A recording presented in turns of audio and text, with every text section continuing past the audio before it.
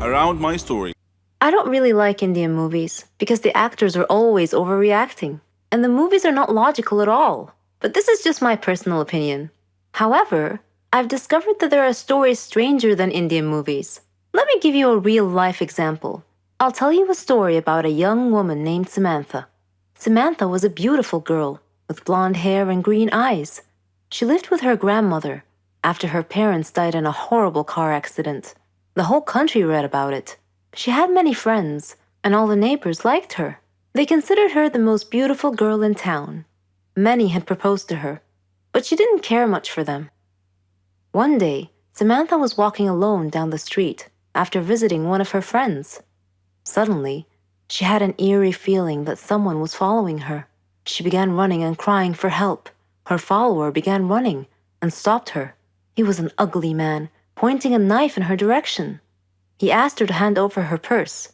She threw it at him and made a run for it. The man said wait and made to stop her, but another man appeared out of nowhere and punched the thief, who fell unconscious. The brave and good Samaritan picked up Samantha's purse and handed it to her. He was very handsome, with green eyes, soft hair, and an amazing smile. He escorted her back home, and she felt that he was her knight in shining armor. She went inside and hugged her grandmother tight, who was a little surprised but smiled. Samantha was so happy that she gently pulled her grandmother to her feet, and they whirled around and danced playfully. The very next day, she was surprised when she answered the doorbell. Steve, the tall, handsome man, was standing there, holding flowers. He proposed to her, and she said yes. Thus began their love story. Then one day, Samantha was standing in the kitchen preparing dinner. Steve and her grandmother were out, but they were supposed to be back soon. Samantha had everything ready, and she set the table. The house door opened, and Steve walked in.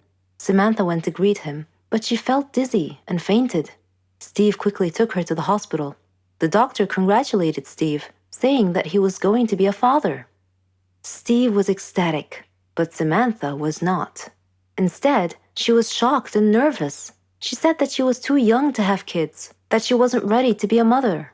Steve was taken aback and said, "But why? Don't you want him?" Things were different from that point on. Samantha tried to get an abortion several times, but Steve was always stopping her. She couldn't accept it. She blamed Steve, but Steve couldn't understand her. In her 7th month of pregnancy, Samantha was with her grandmother at the supermarket when she saw a small boy run onto the road. Fearing he might get run over by a car, Samantha quickly pulled the boy off the road to safety. The boy's mother saw what happened and thanked Samantha, feeling so grateful and relieved. Samantha was crying at the moment and replied, "No need to thank me. I'm going to be a mother like you soon." For the first time, she was beginning to feel real affection for the baby. "Forgive me," she silently thought to herself. She tried to contact Steve many times to tell him that she had finally accepted. She was ready to become a mother, but he never responded. Finally, the day had come. Samantha went to the hospital to give birth. After the surgery, she was very tired. Nevertheless, when she woke up, she immediately asked for the baby.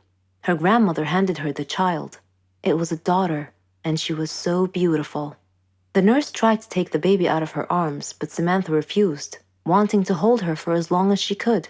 The next day, Samantha heard a big commotion, and she had a feeling of dread that something bad had just happened. It was confirmed when she saw her grandmother's face. She asked what had happened, and her grandmother told her that a child was missing and had apparently been kidnapped. Samantha's pale face slowly pleaded, "Please don't tell me that it was my daughter." When her grandmother nodded, Samantha broke down and began crying and wailing in pain. The nurses tried to calm her down, and when she did, her grandmother came over to her and handed her a note. It had been found in her missing daughter's hospital crib. It was in Steve's handwriting. It simply said, "If you don't want her, I do." Then Samantha fainted. For many years she tried finding her baby, but couldn't. Steve and her daughter had vanished into thin air. She felt as if time had stopped for her, but Steve didn't feel that way. He raised their daughter into a beautiful young woman. He named her Margot. Whenever Margot asked about her mother, Steve would always tell her that her mother was dead, but he often told her stories about her mother and how much he had loved her. Margot's intuition, however, told her that her father wasn't being completely honest with her. and that he was hiding some big dark secret. One day, Steve fell ill unexpectedly. He called Margot to him and told her that he was very sick and felt that he was going to die soon. He said that he wanted to reveal a secret that he had long kept from her, that her mother was actually alive, and that her name was Samantha. He told her that he had kidnapped her from the hospital at birth because her mother did not want a child. He regretted it and asked Margot to forgive him.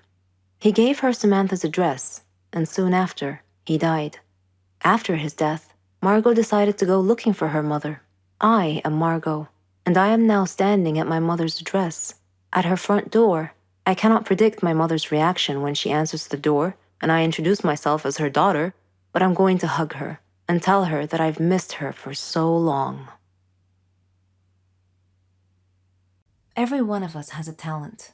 It may be singing beautifully, drawing artistically, writing poetically. We're all different. Our special talents make us happy.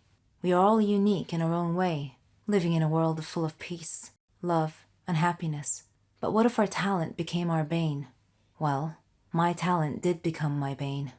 Let me tell you how. My name is Jenny, and I'm 16 years old.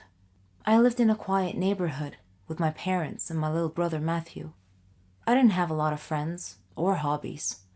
I was only interested in social media, but I always had a feeling that I had something unique, something that distinguished me from others. Turned out I was right. It all started on my grandmother's birthday.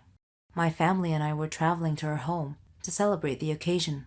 The road was narrow and bumpy, with a rocky shoulder on one side and a river on the other. Dad was driving too fast, so obviously, Mom was a bit worried. Conversely, Matthew was excited. It was raining so hard that day that Dad feared the weather might get even worse, so he was driving faster than he should have to try to arrive at Grandma's house quickly. I was worried too, but for a slightly different reason. I had a feeling of impending doom on that trip. The rain got progressively worse. There was almost continuous lightning and thunder. Suddenly, we saw a big truck that had stopped on the road ahead of us. Mom screamed. Dad swerved to avoid hitting the truck and lost control of the car, which had gone on one of its sides and off the road into the river. It was the most frightening situation I had ever experienced in my whole life. We went underwater, and I felt as if we were in an aquarium. Dad was unconscious, and his forehead was bleeding. Mom was struggling, and Matthew was paralyzed with fear, his eyes tightly shut. Then, my vision went dark. When I woke up, I found myself in a hospital bed, with a team of doctors around me. When I asked them about my family, the look on their faces told me that I was the sole survivor of that horrible accident. Several days had passed since the accident. I was having trouble sleeping.